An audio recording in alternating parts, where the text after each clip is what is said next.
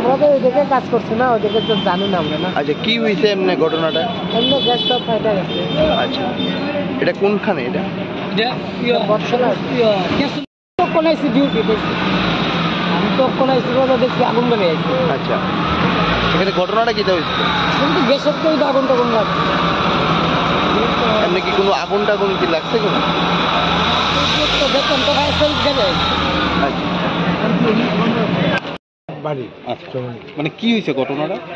প্রথম তো বুঝছি না, ফায়ার সার্ভিসের গাড়ি দাঁড়াইছি, এসে দেখলাম ওইখানে ওই যে সিবিটা ওইটা মাটি করতেছে, ওইখানে একটা লিকেজ বা কিছু একটা হচ্ছে, গ্যাস বেড়ে যেতে প্রচুর, তখন ওইখানে আসলাম, এসে এই অবস্থা দেখলাম। আমিও ফায়ার সার্ভিসে চাকরি করতাম, এখন রিটায়ারমেন্টে। আমার স্টাফ তো আমি চিনি, জিজ্ঞেস করলাম, তারপর তারা করলো এরকম।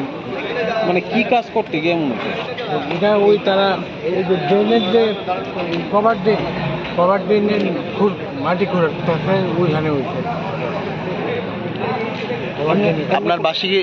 আপনার বাসা কি এখানেই? হ্যাঁ, এমনি কোনো আগুন টাগুন লাগবে না? না, আগুন লাগে না।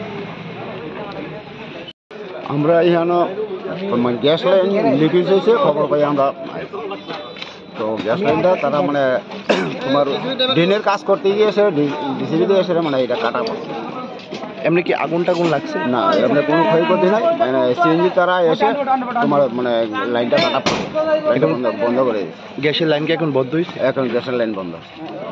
এরকম প্রতিনিয়ত এরকম হচ্ছে, এটা কি মানে কোনো একটা কারণ বা কারোর কি কোনো ইঞ্জিনিয়ার এটা দেখছে না এই বিষয়টা নিয়ে? কি বলবো, এটা তো মানে এই অবস্থা না, এটা ড্রেনের কাজ করতে গিয়ে সেটা হইতে পারে। ডিসিবি তো মানে পুরাটা মানে কোন সাইড আছে তারাও মানে সঠিকভাবে করতে পারবে।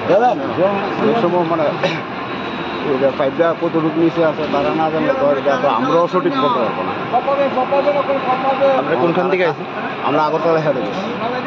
ঠিক।